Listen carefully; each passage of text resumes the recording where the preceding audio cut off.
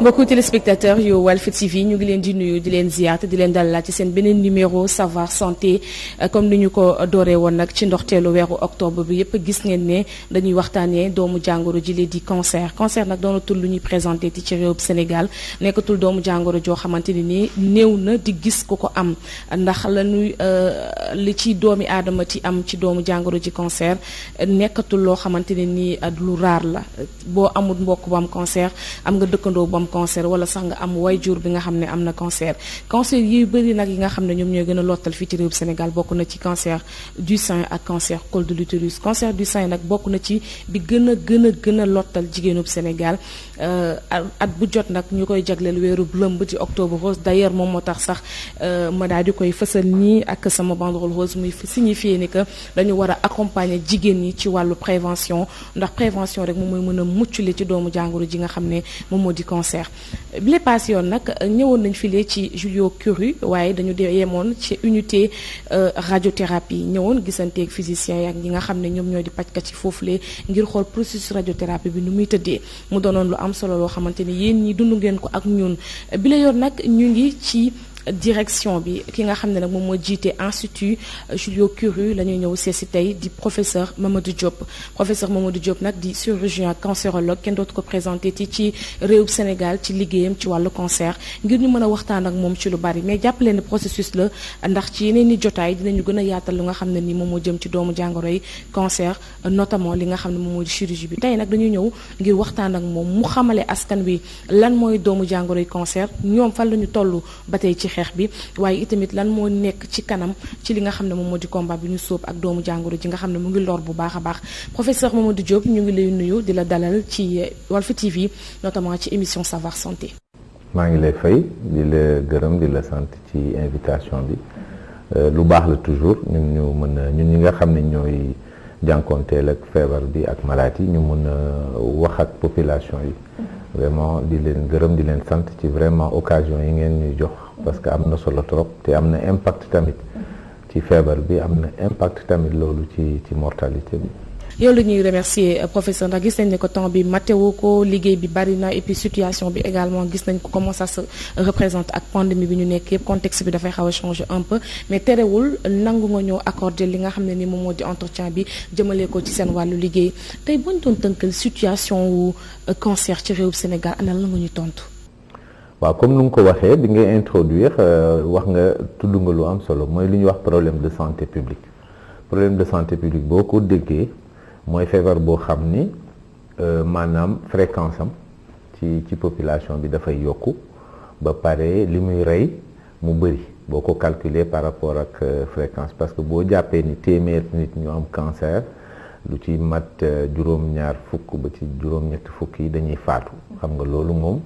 da ngay xam ni problème santé publique la ba pare nag mu nekk feebar boo xam ni maanaam dafay augmenter partout ci àdduna bi yëpp day augmenter parce que suñu dundin la bokk ci lu ñuy dunde am na ci loo xam ni lii ci suñu deret la nekk waaye dafa am loo xam ni ci suñu environnement ak suñu alimentation ak suñu dundin ci la nekk donc partie bi ñuy wax information ak sensibilisation bi ak dépistage bi daf ci am solo trop c'est-à-dire que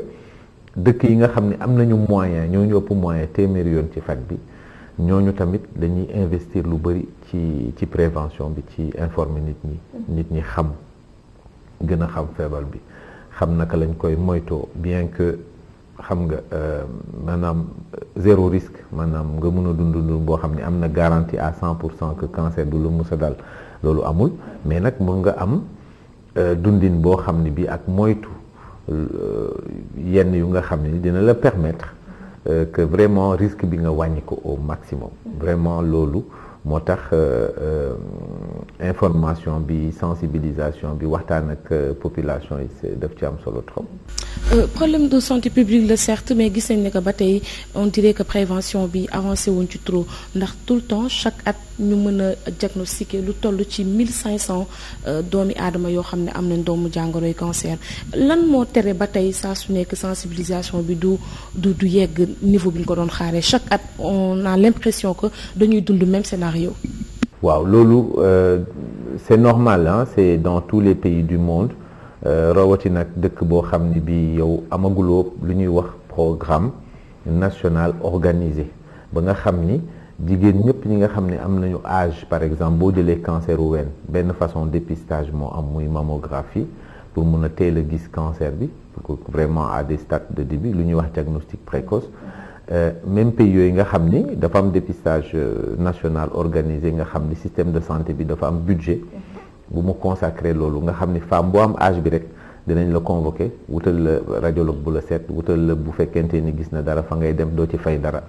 xam nga da ngay recevoir courrier day information bi day ñëw ci yow les médecins aussi tous les médecins généralistes sont informés de ça ñëpp xam nañ ni que jigéen bi boo amee tel âge daf ko war a def donc dafa nekk ci biir système de santé bi nekk ci biir système d'assurance maladie bi même dëkk yooyu dañuy continuer di la couverture n'est pas à 100%, aux alentours de 20, 30%, 40% lu ci gën a bëri donc rawatina nag dëkk yu nga xam ne ñun amaguñu programme national organisé association yi ñoo ciy jóg parce que dafa diis du rek problème mu budget problème mu ressources humaines la il faut nga am ay radiologues yu doy ñu wër territoire bi yëpp il faut nga am ay équipement mammographie yu doy ñu wër territoire bi yëpp ba pare ñu koy maintenir il faut que amit nga mën femmes yi tamit nga mun leen a déplacer parce que ka nga xam ne ma nga ca village bi sori hôpital ba lenn mënu la garantie nag di nga jóge ci village bi paas ñëw ba ci hôpital ba ñu defal ko fa yooyu yëpp dafa bokk ci logistique bi donc moo waral suñu dëkk yi am difficulté pour mettre en place un programme national boo demee tamit ba nga xam ni gis nga cancer bi ci rajo bi il faut nga am jumtukaay yu tax nga dem seeti ko jëli ko saytu ko ba xam ni que cancer bi ba firnde ko ba pare nga mën a am moyen aussi yu ko jël en charge xam nga nit ki bëri na femme yoo xam ne dañ naan su ma demee suñ ma ko gisalee du ma am lu ma ko fajee xam nga loolu rek déjà c'est un blocage mais nag ñu ngi sant yàlla parce que y a l'effet de groupe et l'effet de masse qui fait que octobre surtout mois d'octobre day permettre femmes yi gën a am fit gën a dem parce que dinañ gis seen morom yi ñu bëri di dem di seet seen bopp voilà effet tendance boobu moom lañ ciy wut ñun ba gis nañ ñu que vraiment depuis quelques années c'est des milliers de femmes alors que au début bi ñuy commencer y en avait même pas bëgguñu ko soon waxtaane bon ak ñi di def seen témoignage ñi nga xam ne aussi faju nañu ba wér def témoignage ñu gis ni que cancer bi du nekkul fatalité en réalité buñ ko teelee diagnostiqué donc dinañ ko mën a faj donc professeur man tudd nga lu am solo loo xamante ne man il faut que ma taxaw si tuuti laataa ñu continuer waxtaan bi moom mooy feebar bu mel ne tey ji cancer nekk doomu jàngoro joo xamante ne ni mën nañ ko méngale sax déjà ak yeneen i problème de santé publique yu ñuy dund parce que c'est tellement fréquent maintenant ci biir kër yi que lu tax état bi mënu ko jox programme boppam cancer mën a jàppale doomi aadama yi nga xam ne dañ cee loru man tout le temps je me pose la question de savoir lan moo tax cancer mënu am programme boppam. loolu gis nga li nga wax noonu dafa nekk problème dans tous les pays en voie de développement notamment les pays africains parce que dañu yàgg a jàpp ni maladie infectieuse maanaam feebar yi wàlle comme ay tuberculose comme yenn jaare yi ak genre yi Ebola yeeg ak yu mel ni ay voilà ay choléra ak yooyu xam nga yooyu mooy feebaru pays africain et que ay cancer ak ay diabète ak ay maladie ay infarctus ay crise cardiaque ak yooyu maladie pays développé la loolu dañ ko mës a jàpp suñu xel yi alors que amul gis nañ ni maladie chronique yi cancer yi mu ngi yokk ci pays en voie de développement yi parce que dafa lié ak suñu environnement nu muy changer lié ak suñu dañuy industrialiser wu suñu alimentation dafa changer li suñu maam yi doon lekk ñun lekkatuñ ko donc ñun dañu occidentaliser wu boo occidentaliser woo nag di dundu tubaab di nga am feebar bi tubaab ba daan gën a am temps yu yàggee donc tout ça c'est historique donc dañu war a changer suñu doxalin ak suñu gis-gis tu vois maladie infectieuse yi am na solo torop gis nañ ni que yu ci bëri traitement bi aujourd'hui c'est des traitements gratuits te souvent c'est des fonds mondiaux c'est-à-dire que pays développés yi dañ ciy def alal di ñu jàppale ci loolu boo ko xoolee muy tuberculose traitement bi c'est gratuit boo jëlee sibiru traitement bi c'est gratuit boo jëlee sida traitement bi c'est gratuit donc mais effort état bi muy commencer je pense que muy commencer changer parce que bu ñu xoolee conseil des ministres bi passé rek li président bi wax ci santé ak ci cancer man mosuma dégg ñu wax ko wax nañu programme pour affaire octobre rose wax nañu problème prévention wax nañu aussi surtout construction du centre national d'oncologie bi nga xam ne avancé na woon avec la coopération coréenne tout ça c'est un communiqué du conseil des ministres donc c'est une avancée très très importante mais pour revenir à cette question bi mooy changement de paradigme li ñuy wax ni que dañu war a switcher changer nu ñuy gisee yaakaar ni bu ñu jàpp ni maladie infectieuse c'est une maladie loolu rek mooy suñu ay feebar ñu négliger les maladies chroniques dañu war a xam ni que maladie chronique ndimbal bi ñu amoon ci maladie infectieuse yi jóge ci bitim réew loolu mënta nekk ci maladie chronique yi parce que dafa nekk ñoom seen ay yitte recherche bi dañ ciy def ay milliards lañ ciy def chaque année dafa laaj seen prévention ñu ñoom dañ koy gën a dëgëral di gën a defar ay centres de traitement des centres qui se spécialisent donc ñun tamit dañu war a tamit xaw a yeewu ci côté boobu ñu xam ni que maladie chronique yi diabète maladie cardiovasculaire maladie cancer lu ñuy rey ci adulte ci mag ñi moo ëpp léegi actuellement c'est-à-dire que dépassé na maladie infectieuse yi ñu ngi commencé di leen régler bon y a une exception y a Covid bi mais Covid bi boo xoolee ni mu dalee ci kaw Europe ci pays développés dalewu ko noonu ci pays africains donc dañu war a changer suñu vision politique en termes de santé ñu xam ni que maladie chronique yi ñu négligé woon xam nga aujourd'hui dañu war a def ay centres antidiabétiques un peu partout au Sénégal defar des centres anticancéreux defar ay centres yu ñu mën a jël en charge les maladies cardiovasculaires comme li am Dantec nii ñuy def coronarographie war na wër Sénégal gi yëpp ba ku am crise ku nar a def crise cardiaque nar a faatu ñu mën la sauver. mais loolu aussi professeur du nekk gént un tout petit peu avant ñoo dugg ci fond des choses ci cancer bi parce que tey jii imaginez le Sénégal lu muy rëy du Dakaruwaay rek ñoom ñooy amee cancer wala Dakaruwaay yi gis nañ ne que tey ñi nga xam ne ñoo nekk ci région yi ñu ngi am cancer mais ñu ngi fay faatu parce que tout simplement même bu ñu leen répertorier cancer bi sax diagnostic bi duñ ko fa mën a yeggale prise en charge bi duñ ko fa mën a yeggale parce que tout simplement amul ay centre foofu ci région yi le combat ça devrait pas être ñu accentuer ko d'abord comment faire nes def ba nga xamante ne nii centre yu mel ni ci Yokuri wala bu mel ni bu nekk la doon dalal jàmm am ci yeneen ni bërëb yu région yi vraiment parce que tamit ñiy feebar tamit nekkuñu Dakar aussi. c'est exactement ce que loolu laay wax. li may wax xam nga boo gisee ñuy wax politique du ay bâtiment boo ñëwoon léegi nga ni ñu may la 10 centres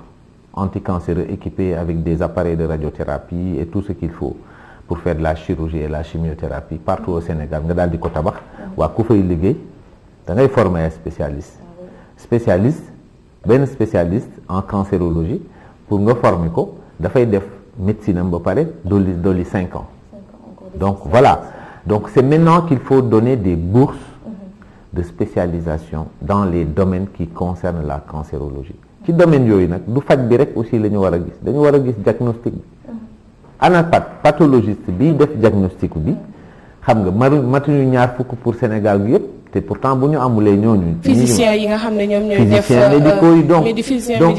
affaire bi c'est un plan global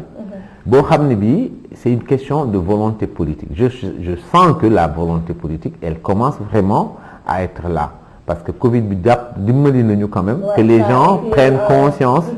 que vraiment il faut que les gens ñu am souveraineté sanitaire ñu gën a xoolaat à la loupe quels sont les vrais problèmes mortalité bi fan la nekk réellement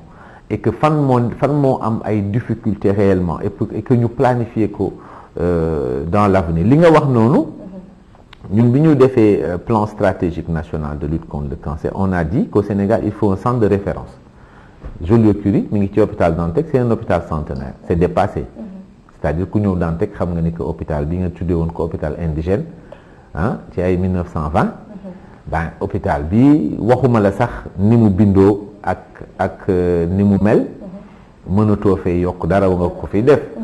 ba pare situation am sax fi mu situé wu fii da ngay traverser centre-ville pour accéder à l'hôpital de Dantec boo xoolee malade yi di ñëw fii mais dëkkuñu ci centre-ville bi ñu ngi dëkk ci banlieue bi wala lu gën a sole ci région yi bu dul loolu sax bu dul malade bi mais personnel bi fi liggéey mais dëkkuñu centre bi ci banlieue bi la ñu dëkk ay Kër Massar la ñu dëkk ak ay Parcelles ak ay Pikine Guédiawaye ak Rufisque la ñuy dëkk la ñuy jóge di liggéey si fii ci hôpital bi donc la amoon ca temps wu colon yi day ñëwaat rek ci la ma waxoon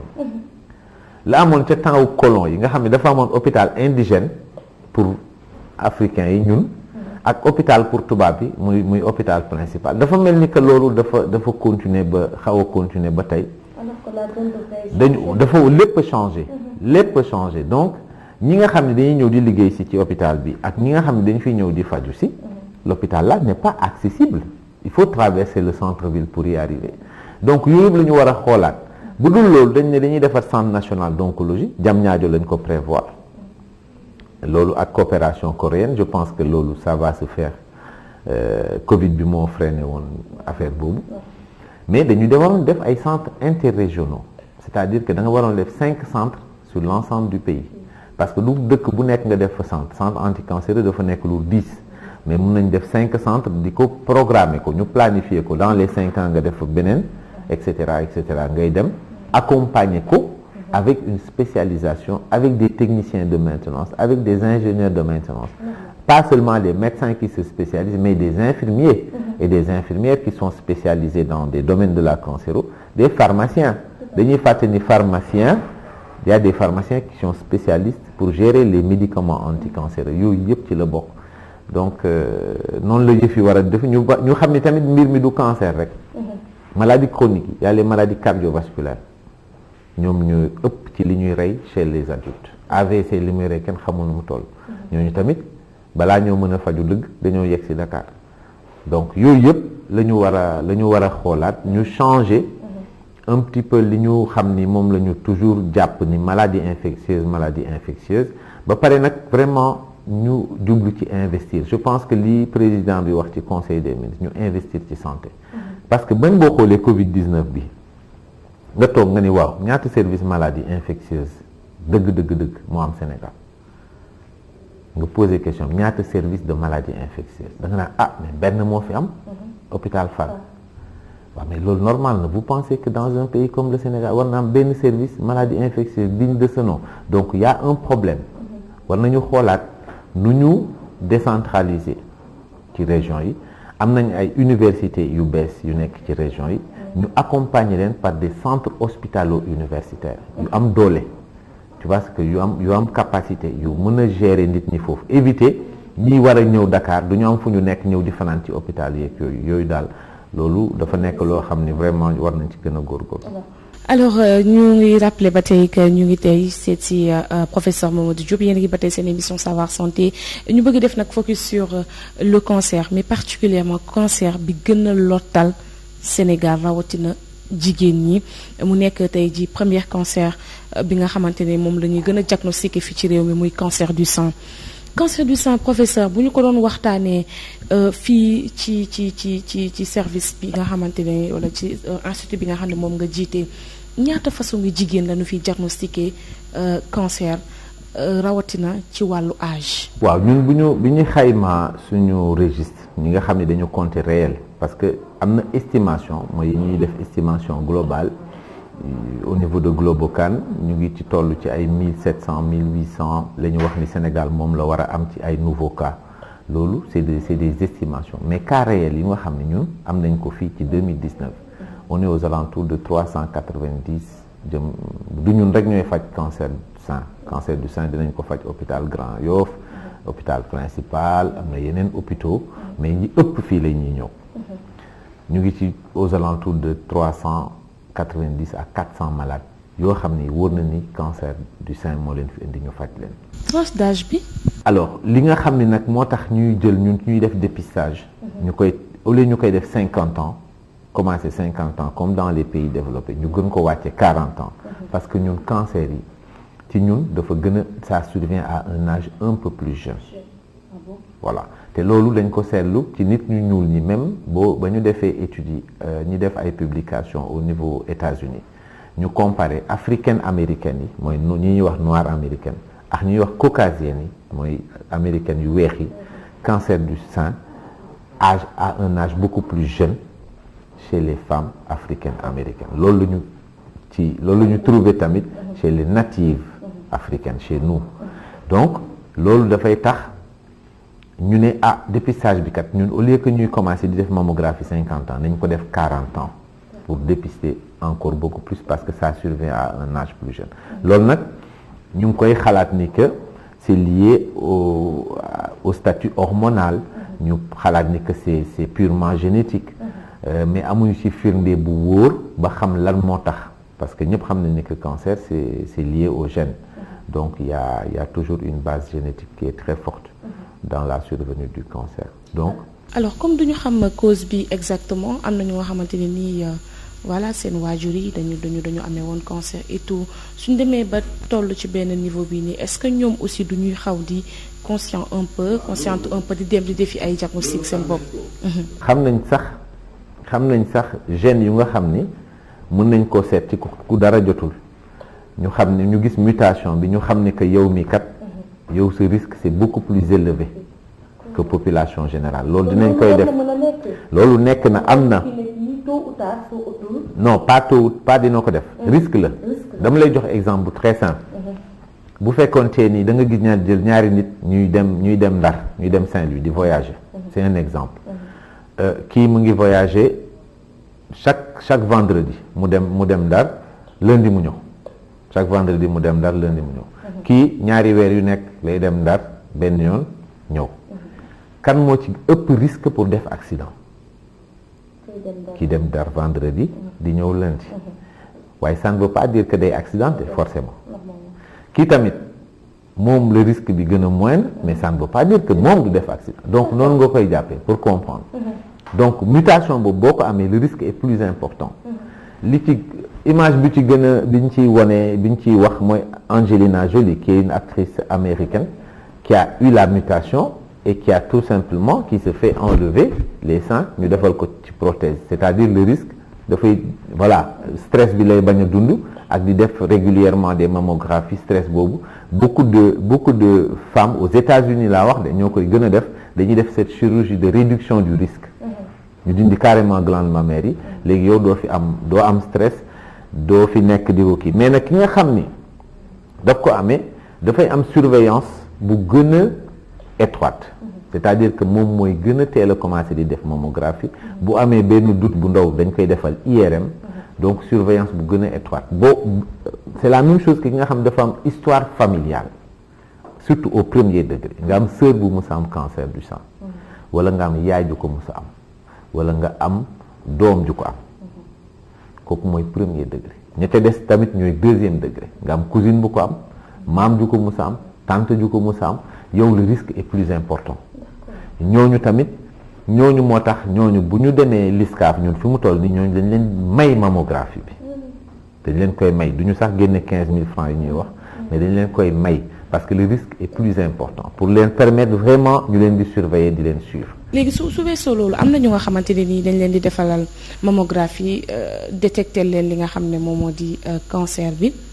mais au lieu ñu dem yeggali seen i prise en charge ci hôpitaux yi mais dañuy dem ci maamani yi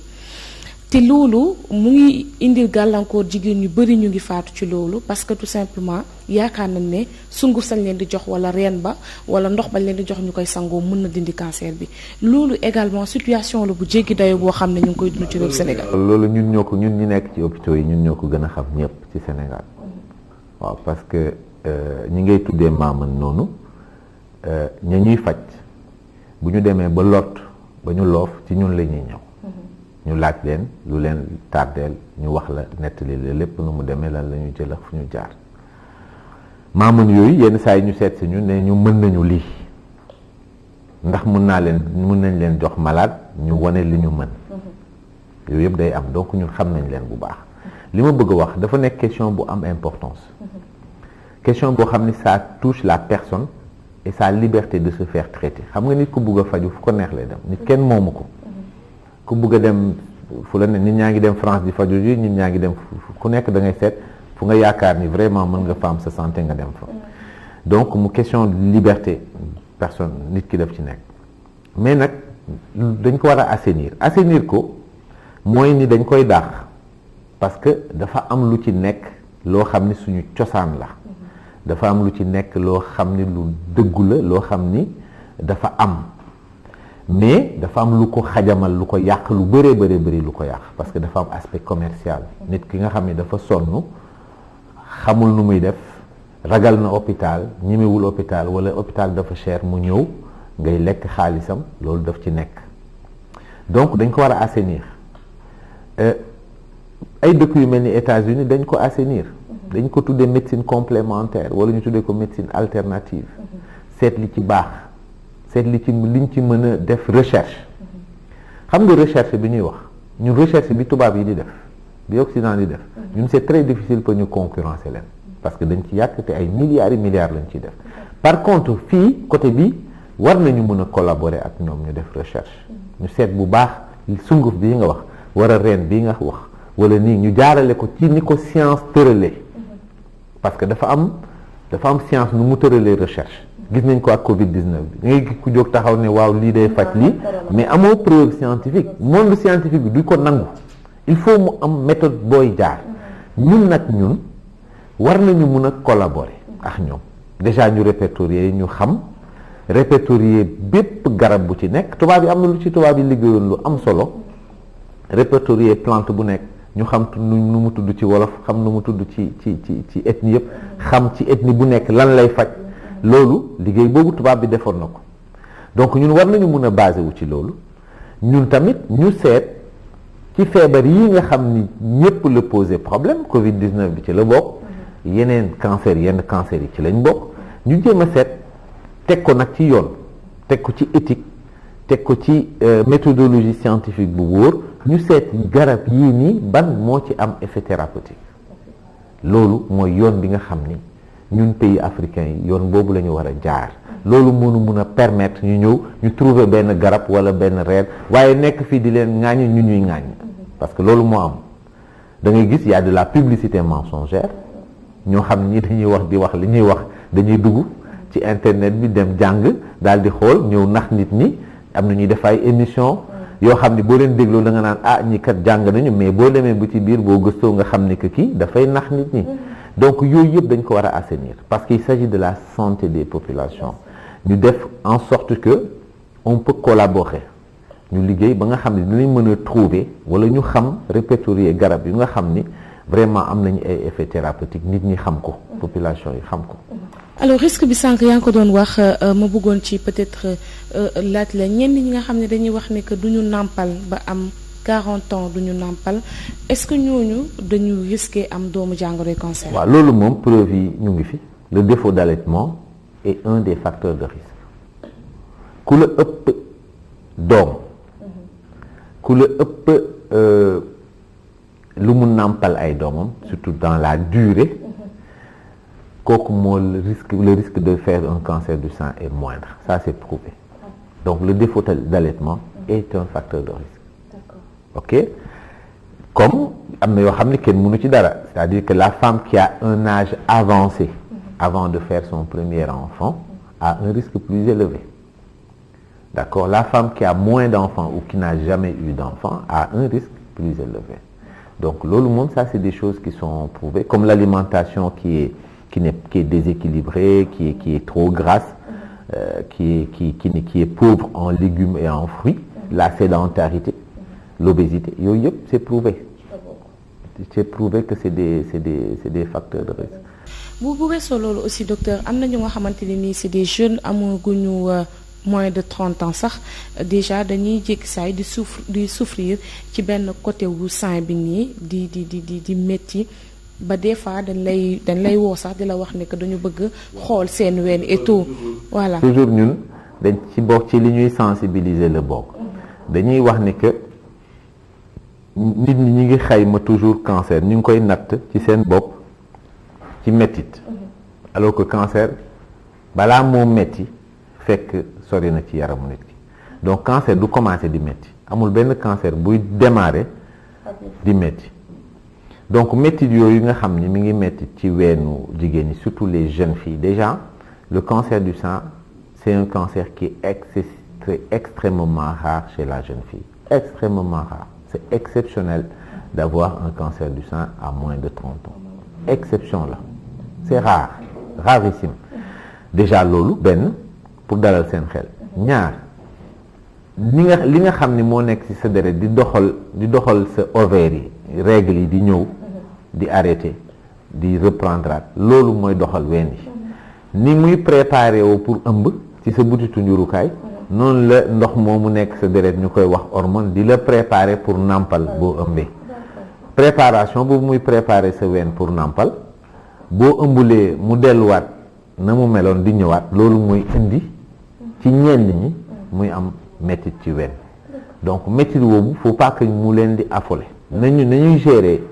gérer règle douloureuse yi dañ koy gérer maintenant nag li am solo mooy di làmb ween bi te yëgoo ci benn métit de temps en temps boo fóotee ba pare boo gisee sa règle ba pare fekk ween yi rees nga koy làmb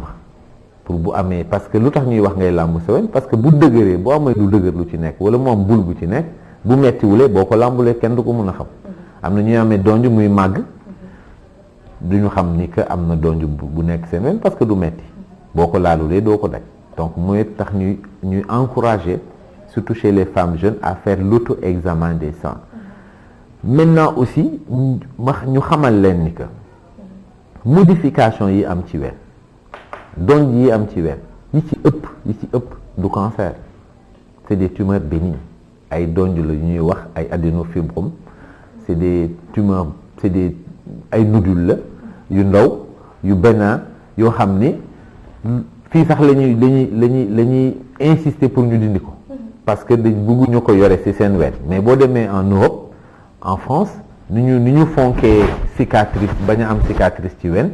duñ ko dindi parce que du la teree nàmpal du yàgg-yàgg ba mu soppeeku moom nekk cancer xam nga te du la teree ëmb du la teree dund normalement donc ñun loolu dañ koy expliquer fii ñi nga xam ne dañ koy am ne leen bu fekkente ne dafa nar a màgg ba defoor médecin bi ñu dindi ko donc am na ay donj yoo xam ne surtout chez les jeunes yoo xam ni vraiment ça n'a rien à voir et c'est très fréquent malheureusement dañuy ñëw nag en nombre en consultation mais c'est important que émission yi nii occasion la ñu wax leen ko ñu bañ a. ñun ñi nga xam ne sax dañu nekk ay journalistes spécialisés en santé da nga gis ku la woo di la wax ne la sama ween bi dafa dëgër ci côté bi def naa autopalpation waaye li may sentir. c'est vrai que lu gën a wóor toujours c'est au moins de voir un médecin moo gën a wóor ñu examiner ko bu fekkente ne am na donj mais métit nii rek loolu moom pratiquement comme règle du chez les jeunes. par contre nag à partir de 40 ans jëm kaw foofu moom waxuñu la sax ngay xaar mu métti. mais da nga war a def sa mammographie boo yëgulee dara nga dem def sa mammographie tous les 2 ans c'est ça qui est lañu préconise. d'accord léegi docteur bu weesoo loolu comme que amuñu peut-être possibilité pour mën a xam cancer bi lan moo koy joxe mais xanaa dina am ay signes annonciateurs yoo xamante ne nii boo ko détecté yow en tant que jigéen war nga mën a njort ne peut-être da nga cancer. mooy donj ci ween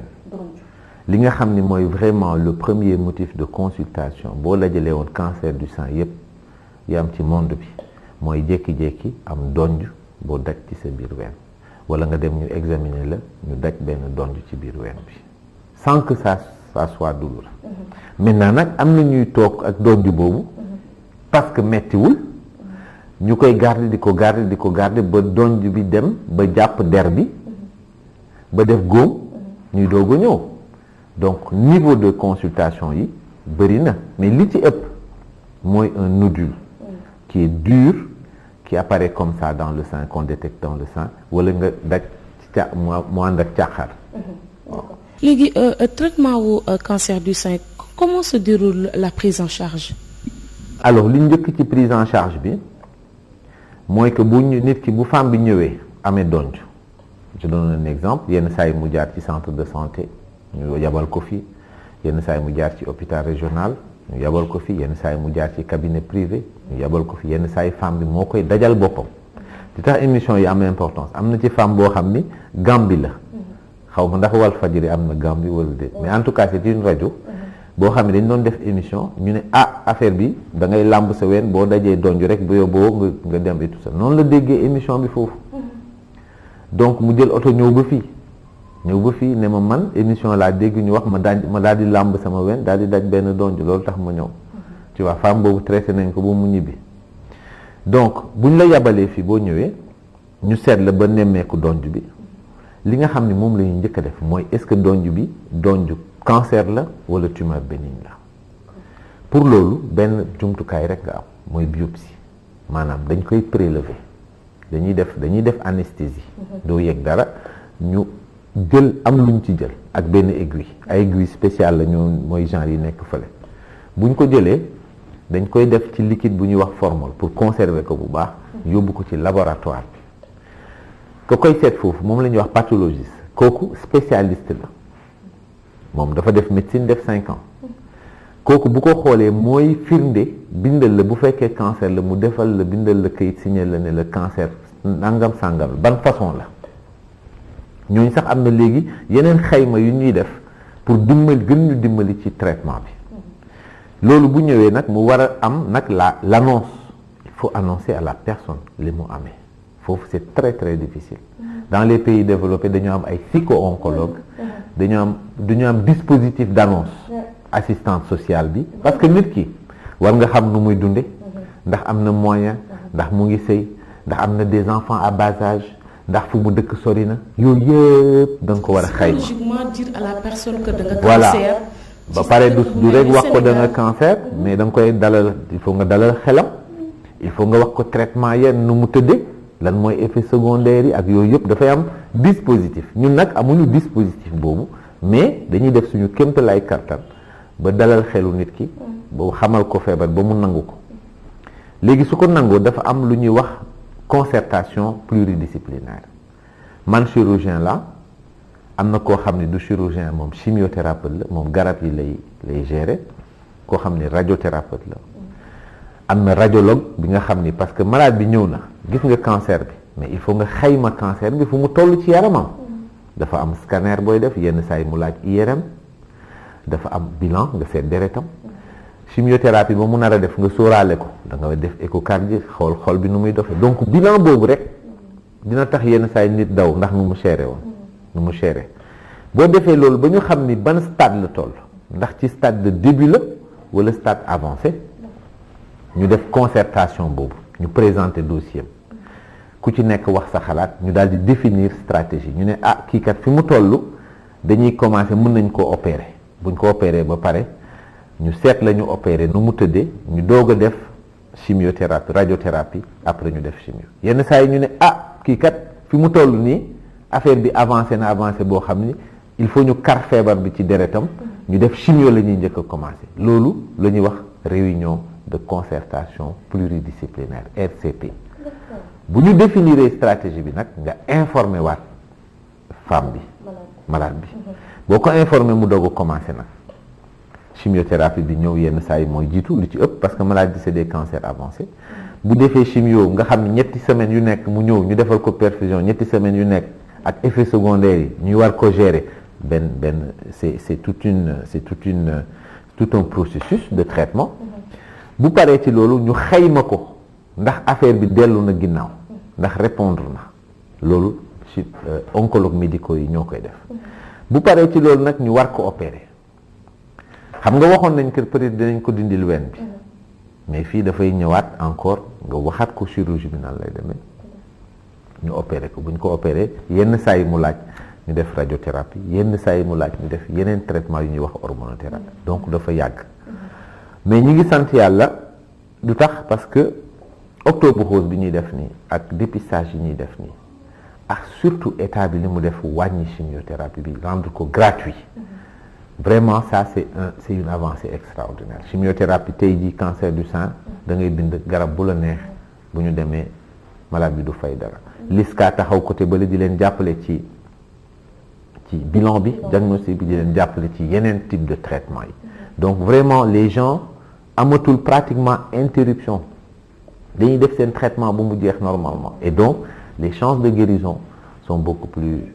importantes. jërëjëf professeur kontaan nañu torop si accueil bi ak waxtaan wu am solo bi nga xamante ne ni tënk nañu ko ci l'émission Savoir Santé mais jàppale ne day wéy ba tey programme bi ndax ni nañ leen ne weeru octobre gi yëpp dinañ ko jagleel octobre rose di doomu jàngoro ji nga xam ne moom moo di cancer ci lañ koy gën a waxtaanee rawatina soxna yi nga xam ne tout le temps ñu ngi lottu ci doomu jàngoro jilee que surtout cancer du sein ak cancer col de l'utérus xam naa ne prochainement ba tey nañ des ci